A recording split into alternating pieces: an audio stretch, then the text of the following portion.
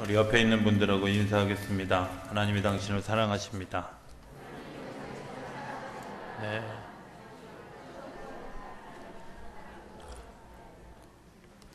인사하면서 하나님이 옆에 있는 사람을 사랑하는 게 배 아픈지 한 두 분 정도는 인상을 찡그리면서 마음을 잘 쓰셔야 됩니다. 우리가 세상을 살아가면서 나와 너 둘만 살아가잖아요. 그죠? 나 아닌 사람, 내 앞에 있는 모두가 다 사실은 너지요. 그런데 그 나와 너, 요 1대1의 관계를 사실을 잘 하지 못하는 것 때문에 우리가 마음에 무거운 짐을 지기도 하고, 또 때로는 힘든 마음을 가지기도 하고, 때로는 그런 어려운 시간들을 지내기도 합니다. 많은 사람들이 생각할 때 너를 굉장히 여러 구도로 생각하다 보니까 복잡해지는 거지, 사실은 나와 만나고 있는 모든 사람을 너로 여겨진다면 사실은 그렇게 큰 문제가 되어질 것이, 그냥 나는 너를 사랑하면, 그냥 뭐 다른 조건 여겨지지 않고 내가 그냥 사랑하면 사실은 다른 문제가 다 해결되어지는 문제인데, 그거를 복잡하게 이 사람은 사랑하고 이 사람은 사랑하지 않고 이 사람은 미워하고 이 사람은 원망하고 구조를 복잡하게 나눈 것 때문에 사실은 여러 가지 어려운 문제가 발생하게 되어진다고 생각이 되어집니다.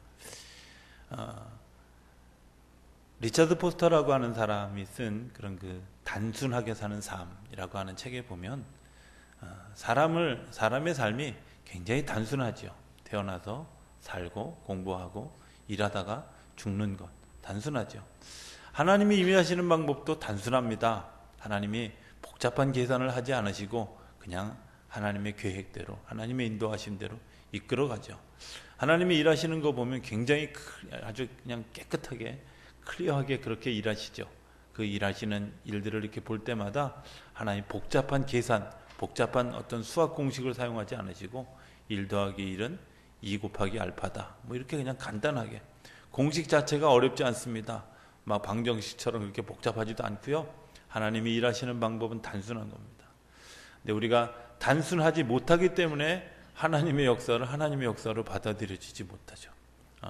공동체의 삶은 그 단순함에서부터 저는 시작된다고 믿습니다. 그리고 그 단순함이 모여져서 진정한 공동체가 되어진다라고 믿습니다.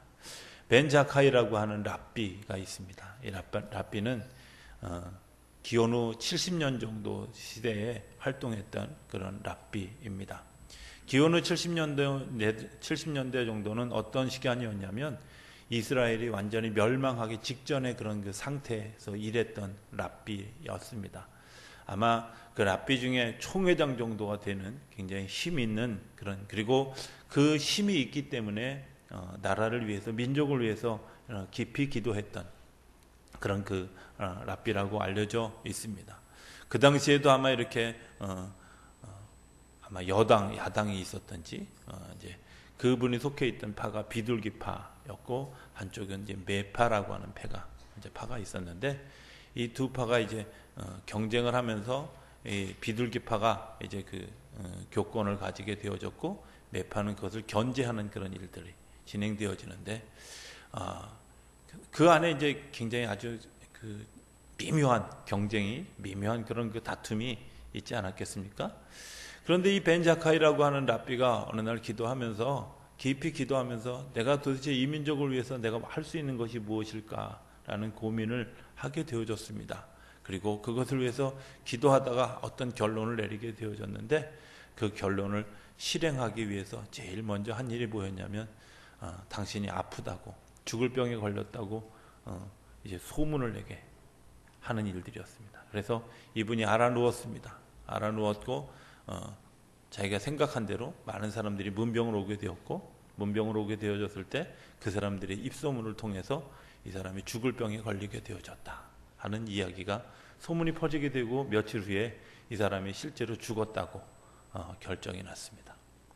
그리고 관에 그분을 이렇게 집어넣어서 이제 장사를 지내게 되어졌는데, 그가 그런 결심을 하게 된 배경에는 어떤 것들이 있었냐면, 로마 군사들이 이스라엘 성을 다 둘러싸가지고 더 이상 나갈 수가 없는 그런 아주 갇힌 상태였습니다. 그런데 이스라엘 백성들이 거하는 그 성 중에는 묘지가 없어서 이 관을 들고 밖으로 나가야 되는 허락을 로마 군인들에게 맡아야 허락을 얻어야 되는 그런 상황이 되어졌습니다. 그래서 우리가 장사를 지내야 되는데 성 밖에 가서 무덤 장사를 지낼 수 있도록 해달라 이렇게 요청을 하고 허락을 받게 되어졌습니다.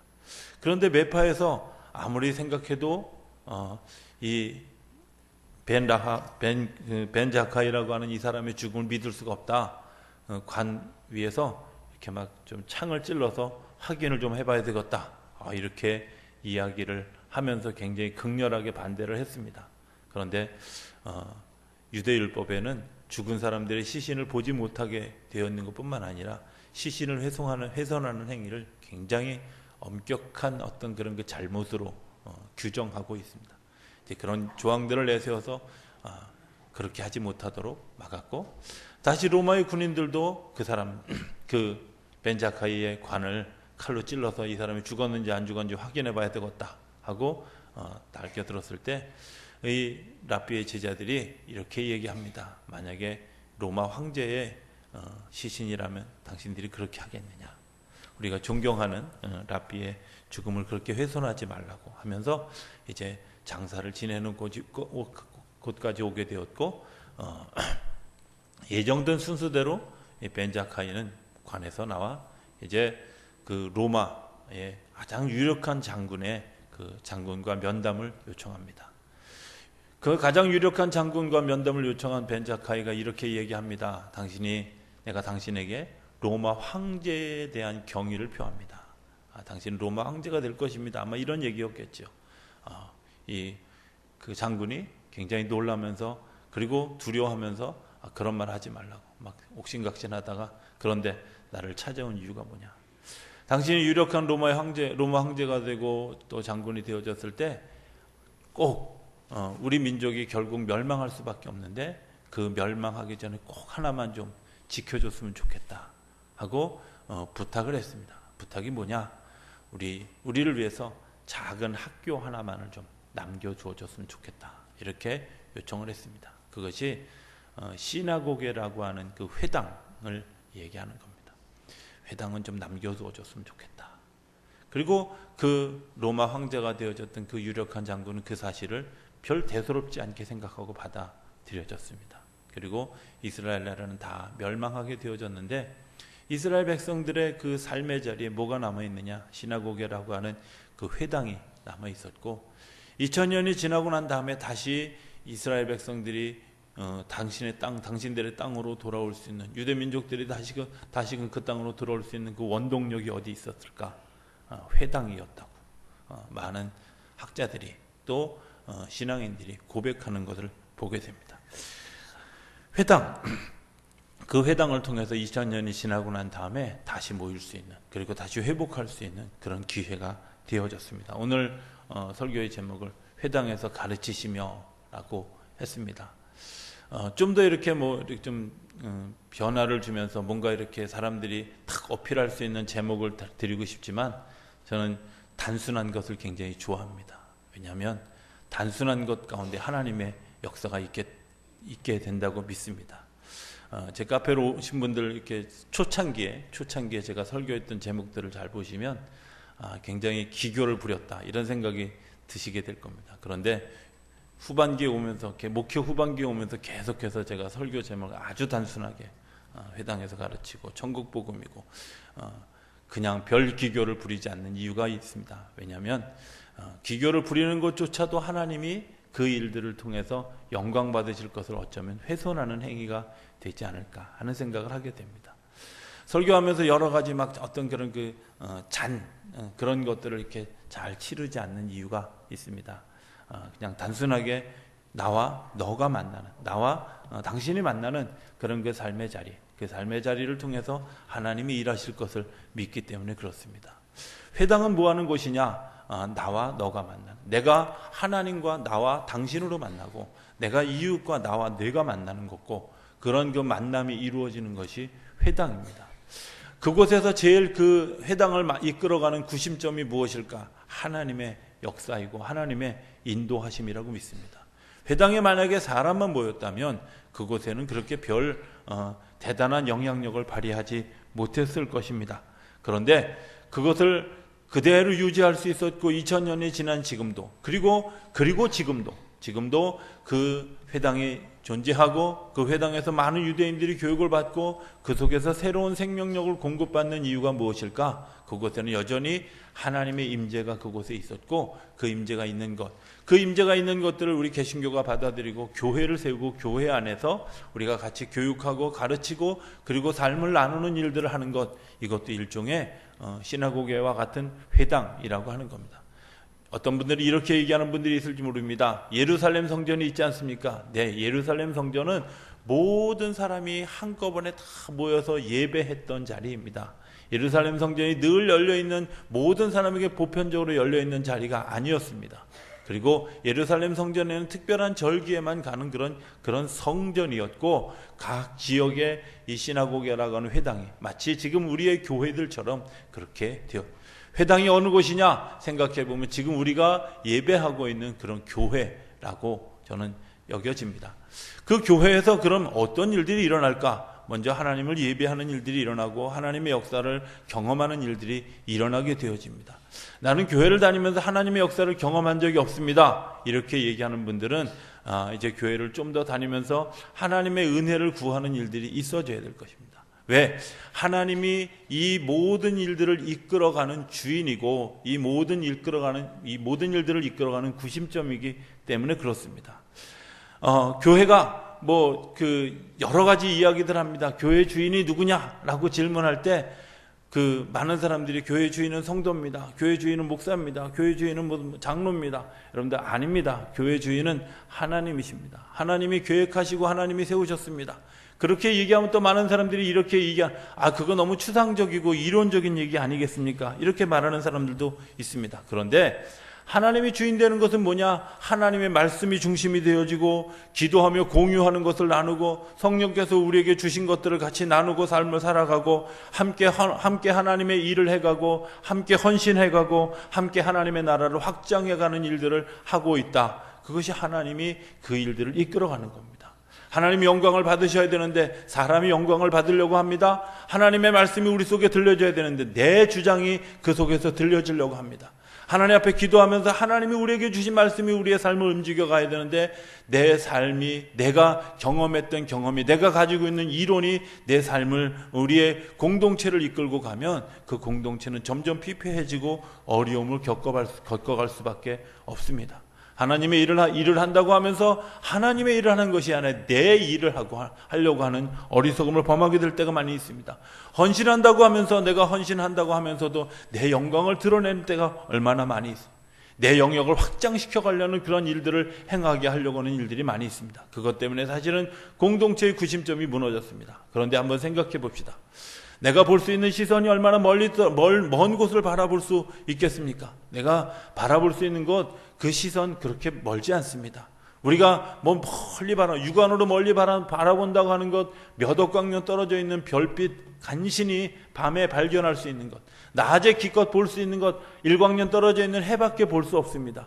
우리가 볼 수 있는 어떤 그런 그 안목 얼마나 넓을까? 그러나 하나님이 우리에게 평면만 볼 수 있는 그런 눈을 주신 반면에 하나님은 위에서 마치 인공위성처럼 인공위성보다 더 높은 곳에서 모든 것들을 보고 우리에게 이야기합니다. 얘야, 거기는 글로 가면 산이 있어. 그 산을 지나갈 수가 없으니까 네가 돌아가야 된다.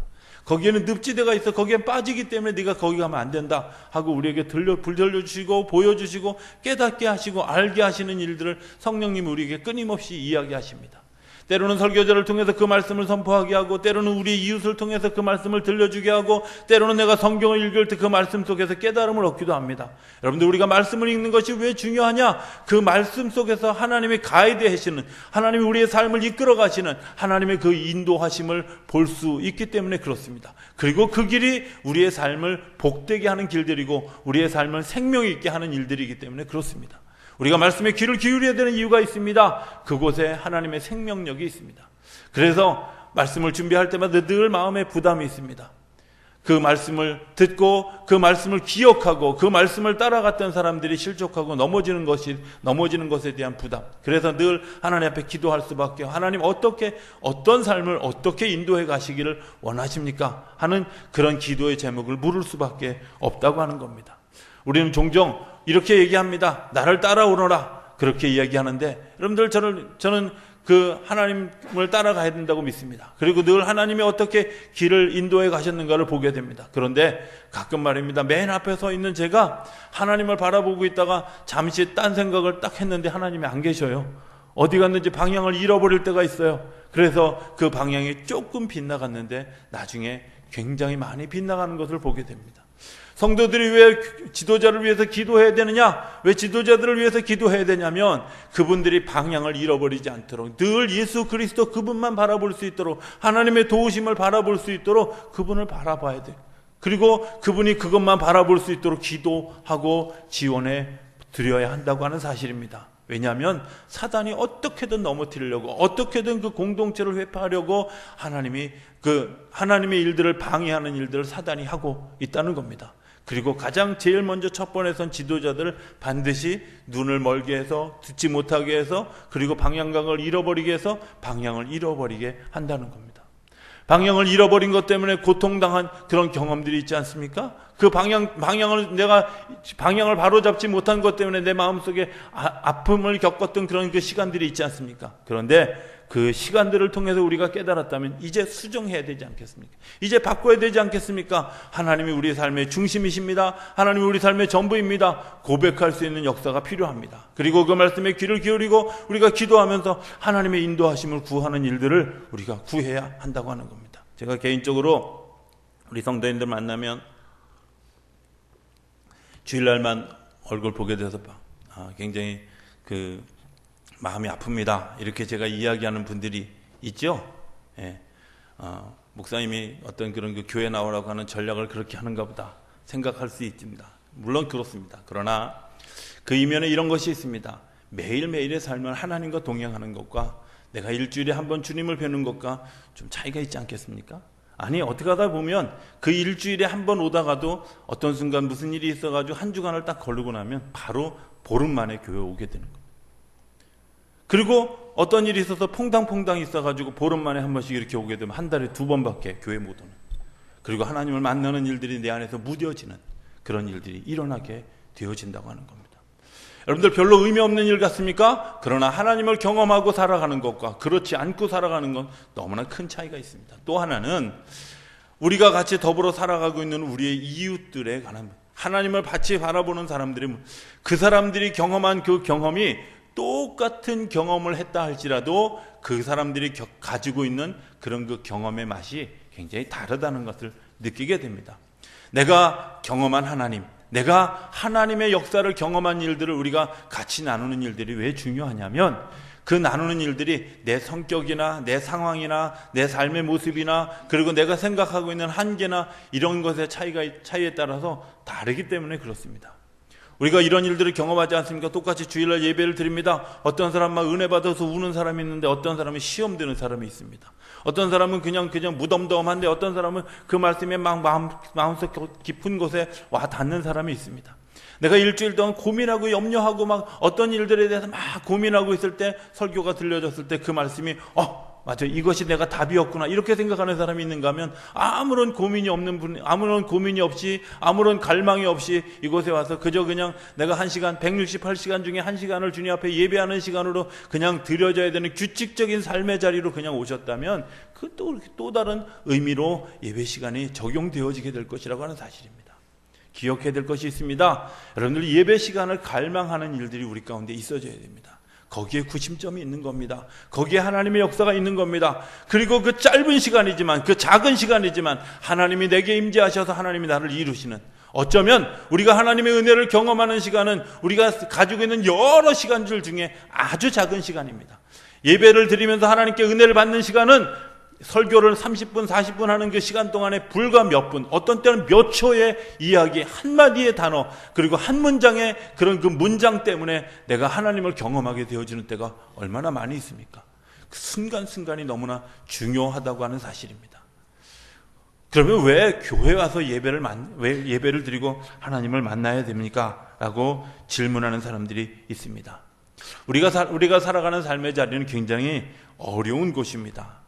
그렇지 않습니까? 세상에 나가면 다 전쟁터고 힘든 그 힘든 자리에서 안식을 얻으려고 주님께서 우리를 초청해 주셨습니다. 그런데요, 교회 가면 안식이 아니라 오히려 더 피곤해져요. 이렇게 얘기하는 사람들이 있습니다. 네, 그거 현실입니다. 현실인 것을 인정하고 사과를 드립니다. 그런데 진정한 공동체가 무엇인가 하는 것들을 그래서 고민하게 됩니다. 교회 공동체가 정말 모든 사람들이 와서 쉴 수 있고, 모든 사람들이 와서 평안을 얻을 수 있고, 모든 사람들이 기쁨을 누릴 수 있는 그런 공동체가 어떻게 하면 될 수 있을까? 우리가 고민해 보게 됩니다. 몇 가지 생각을 해봤는데 그 중에 하나는 이렇게 두서없이 제가 정리하면 이렇습니다. 우리가 나누는 대화 가운데 있습니다. 우리가 나누는 대화가 내가 하나님을 경험한 것을 이야기하는 것이냐, 아니면 내 생각을 이야기하고 있는 것이냐에 따라서 삶의 에너지가 달라진다고 믿습니다. 하나님을 경험한 이야기를요, 밤새도록 나누고 그 다음날 또 나눠도 피곤하지 않아요. 그런데 내가 가지고 있는 생각 가지고 논쟁하고 경쟁하면 그거는 몇 시간이 안 가서 곧 피곤해져요. 그렇지 않습니까? 저는 이런 경험들을 종종 합니다.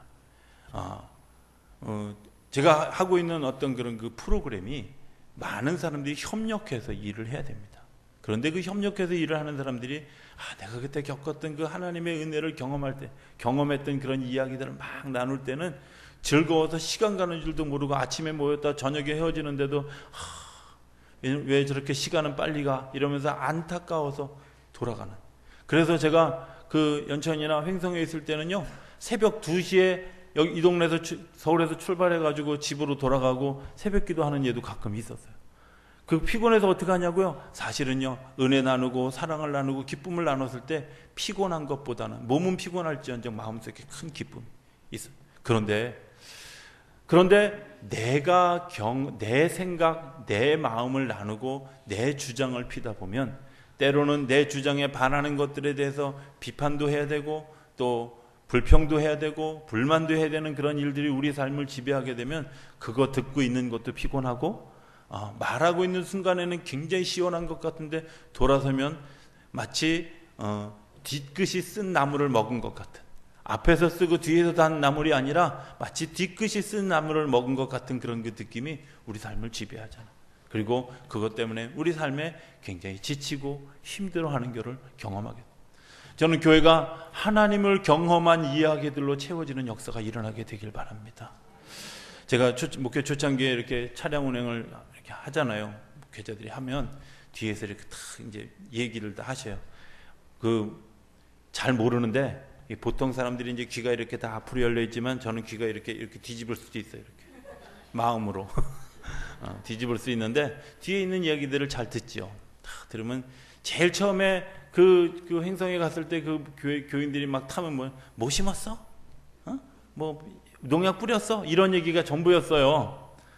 한 1년쯤 지나고 나더니 그 다음에는 이제 자기들끼리 이제 사생활 얘기를 하는데 무슨 옷을 뭘 사 입었는데 뭐 좋으니 뭐 나쁘니 이러다가 한 4, 5년쯤 지났는데 그때 내가 오늘 아침에 기도하는데 갑자기 막 이런 마음이 들었어. 그러니까 그래 나도 오늘 아침에 기도하는데 이런 마음이 들었어. 뭐 이러면서 막 얘기를 하는데 저게 내리세요. 그럼 벌써 다 왔어요. 그리고 내리고 또 집에 갈 때도 오늘 받은 은혜를 막 나누고 하는 그런 일들이 비일비재하게 일어나면서 그 사람들의 표정을 내가 이렇게 룸미러로 이렇게 보면 표정이 어떨 것 같아요? 다르더라고요. 분명히 다른데 내가 하나님의 은혜를 경험하기 위해서 하나님의 사랑에 대해서 갈급하고 그 사랑을 나누는 일들이 풍성해지면 풍성해질수록 마음속에 기쁨이 더해지고 기쁨이 더해지는 것뿐만 아니라 하나님이 주시는 그 마음속에 즐거움이 샘솟듯이 솟아나기 때문에 하나님의 은혜, 그 사랑 안에서 젖어들게 되어집니다. 대부분 교회 다니는 사람들은 자기 나이보다 젊어 보입니다. 나이보다 더 들어 보이시네요. 그러면 기도 열심히 하셔야 됩니다. 저는 일단 그게 되잖아. 기도 열심히 하셔야 됩니다. 이게 정말입니다. 농담하는 것이 아니라 예수 잘 믿는 사람들이 공동체에 가보십시오. 정말 놀랬던 일이 있습니다. 허트라이트라고 하는 그런 그 미국의 허트라이트 공동체에 갔더니 거기 촌장님이 오셨습니다. 전 그 촌장님이요, 정말 제가 그때 30대에 갔는데 그분이 50대 초, 지금 제 나이 정도 되는 줄 알았어요. 그래서 이분이 이제 막 이렇게 얘기를 하는데 다 모든 사람이 와서 막 다 존댓말을 하고 막 인사를 하고 그러길래 나는 그분이 촌장이기 때문에 그런 줄 알았어요. 근데 나중에 보니까 그분이 84살이더라고요. 너무 놀랐어요. 50대 초반으로밖에 보이지 않는데 그 비결이 뭐냐고요? 난 하나님하고 같이 살아요. 그리고 하나님이 하나님을 사랑하는 사람들과 같이 살아요. 그분의 이야기 굉장히 충격적이었습니다. 여러분들 그렇지 않습니까? 우리가 하나님과 더불어 사는데 하나님이 하루를 1000년처럼 사시고 1000년을 하루처럼 사시는 분이 얼마나 동안이시겠어? 나는 하나님의 얼굴을 배울 때 그분이 얼마나 동안일까 이거 굉장히 궁금해요. 아무도 별로 궁금하지 않은 것 같은 그런 생각. 창조적 공동체는 그 안에 기쁨이 있습니다. 저는 우리 교회가 그런 공동체가 되어지게 되기를 바랍니다. 그렇다고 뭐 지금부터 일부러 막 짜내서 그런 얘기를 하라는 것이 아니라 내가 갈망하고 생각하는 것이 달라지면 달라질수록 하나님 안에서, 그래서 이 험한 세상에서 세상을 이길 수 있는 힘이 공동체 안에서 일어나는 겁니다. 회당 안에서 일어나는 겁니다. 그럼 왜 예수님이 회당에서 가르쳐야만 됐을까 하는 겁니다. 회당에서 가르쳐요. 회당에서 가르친 이유는 그 공동체 안에 있을 때 우리의 모습이 드러납니다.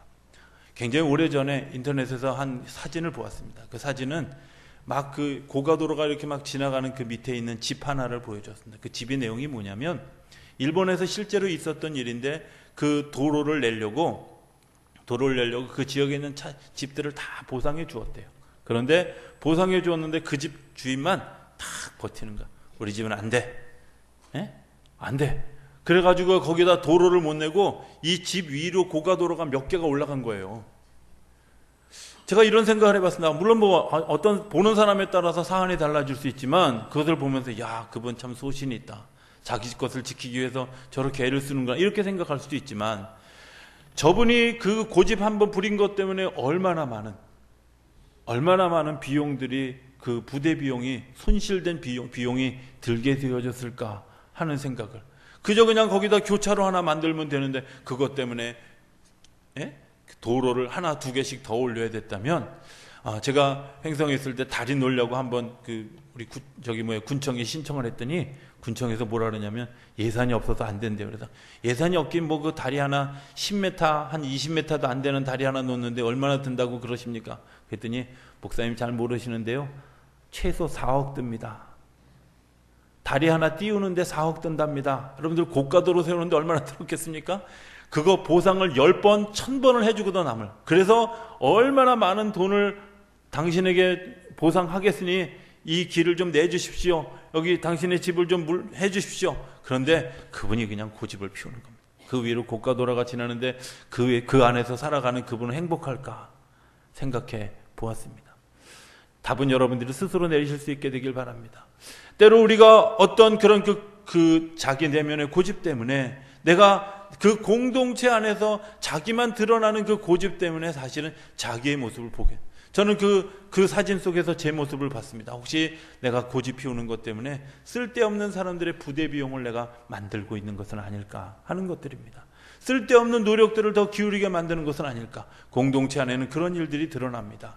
살아가다 보면 삶의 모습 가운데 내가 부딪히고 깨어져야 되는 모습이 보여지고, 그리고 속속들이 드러나는 모습이 보여지게 됩니다. 가족 안에서 마치 우리들의 가족들의 모든 성격을 아는 것처럼 교회 공동체 안에 들어오면 그 모든 일들이 다 드러나게 됩니다. 드러나는 것이 부끄럽습니까? 사실은 부끄러운 것이 아니라 드러났다는 것은 하나님이 우리를 치료할 수 있는 그런 그 은혜가 준비되어졌다고 하는 사실입니다. 여러분들 드러나는 것에 대해서 두려워하지 않게 되길 바랍니다. 드러난 것 때문에 하나님이 우리를 치료하시고, 드러난 것 때문에 우리를 새로운 생명길로 인도하시고, 드러난 것 때문에 하나님이 귀하게 아름답게 일어나게 갈 것이라고 믿습니다. 물론 그것이 역기능일 수도 있습니다. 그러나 그 역기능을 주님 앞에 맡기는 것 때문에 주님께서 우리의 삶을 이끌어 가셔서 우리 안에 건강한 삶을 이끌어가게 되어주는 줄로 믿습니다. 저는 교회 공동체가 반드시 필요한 또 다른 이유 하나를 이야기하고자 합니다. 그것은 이 사회에 대한 대안이 되어야 됩니다. 이 사회가 모든 사람들이 그 사회가 살아가면서 건강하고 건강하지 못하고 막 힘들고 병들고 그리고 다른 곳에 눈을 돌리는 그 사회 속에서 건강한 사람들, 그 사람들을 통해서 건강한 영향력을 줄 수 있는 곳이 교회가 되어져야 된다고 하는 겁니다. 저는 교인이 건강한 곳이 되어, 우리 한국 교회사에 보면 한국 교회사 초창기의 교회사에 관료들 그리고 부자들 그리고 힘 있는 사람들이 교회 나온 것이 아니었습니다. 교회는 그저 상민들 또 천민들이 교회 나오기 시작했습니다. 그리고 그들의 그런 그 기도와 눈물을 통해서 교회 하나하나가 세워져 갔습니다. 그리고 그런 역사를 지금까지도 계속 진행해 오고 있습니다. 그러나 분명한 것은 교회가 세상을 바꾸는 일들에 쓰여졌었다는 겁니다. 순간순간마다 교회를 통해서 세상이 바뀌어졌고 세상이 정화되어졌고 세상이 달라졌습니다. 그 구성원이 어떤 사람이냐가 중요한 것이 아닙니다. 그 구성원 가운데 들어왔을 때 하나님의 계획하신 일들을, 하나님이 인도하신 일들을 성실히 따라가는 그 사람들을 통해서 사회가 또 다른 대안을 발견하게 되어졌다고 하는 사실입니다. 저는 교회가 사회의 대안이 되어져야 된다고 믿습니다. 그러기 위해서 건강한 공동체가 세워져 가야 한다고 믿습니다. 처음에 설교 시작하면서 모든 공동체의 관계를 나와 너라고 이야기했습니다. 나와 너 단순화시키면 사실은 아무런 문제 없습니다. 내가 1대1로 아무리 악한 사람이라도 1대1로 만나서 대화해보면요, 그 사람 속에 순진함이 있고 그 사람 속에 정말 그 착함이 있고 건강함이 있지 않습니까? 그런데 우리가 꼭 나와 너로 생각하지 않고 나와 다수로 생각하기 때문에 어려운 문제가 생깁니다. 모든 사람을 나와 너, 그래서 내가 너도 수용할 수 있고 너도 나를 수용할 수 있는 그런 공감대가 한 군데에서 이루어져 가는 것 때문에 우리 안에 건강한 공동체가 세워져 가는 줄로 믿습니다. 올 한 해 우리 교회의 주제가 예수님을 만난 사람들입니다. 예수님을 만난 사람들, 예수님의 12제자들의 성격이 다 달랐습니다. 그리고 아주 독특한 사람들이었습니다. 그런데 그들이 예수님과 더불어 있을 때 12명의 공동체가 되어지고 그 12명의 공동체가 또 다른 그런 그 제자들을 삼고 초대교회가 되어졌고 그 초대교회가 같이 떡을 먹고 사도의 가르침을 받고 교제하고 나누는 일들이 진행되어졌습니다. 오늘 우리 속에도 그런 역사가 준비되어지는 줄로 믿습니다. 그리고 그 역사를 이루어가는 올 한 해, 그래서 정말 우리 교회가 건강한 공동체, 오면 늘 쉼이 있고 기쁨이 있고 즐거움이 있는 공동체 뿐만 아니라 사회에 대안을 줄 수 있는 공동체로 세워져 가는 그런 역사가 일어나게 되기를 주 이름으로 축원합니다. 기도하겠습니다. 저희들을 사랑하시는 아버지 하나님, 주님께서 회당에서 저희들을 가르치시고 저희들 공동체 안에 불러주셔서 하나님을 같이 바라볼 수 있고 같이 바라보는 것 때문에 서로의 나눔이 되고 힘이 되어줄 수 있도록 인도해 주시고 우리의 모습이 드러나지만 그 안에서 치료하시고 회복하시는 역사로 인하여서 우리가 건강해지고 쉼을 얻을 수 있는 공동체로 초대하여 주신 것을 감사합니다. 하나님, 우리 양문교회 공동체가 이제 이 사회의 대안이 되어지게 되기를 원합니다. 하나님, 먼저 우리가 건강한 공동체로 세워질 수 있도록 우리 안에 성령의 기름 부음을 더하여 주옵소서. 예수를 만나는 경험이 있게 하여 주옵소서. 그리고 그 경험을 통해 한 사람 한 사람이 공동체의 일원이 되어져 가고 그 공동체의 일원이 되어진 것 때문에 이 사회에 빛을 발하는 소금의 역할을 감당하는 우리 교회가 되어질 수 있도록 축복하여 주옵소서. 예수님의 이름으로 기도드립니다. 아멘.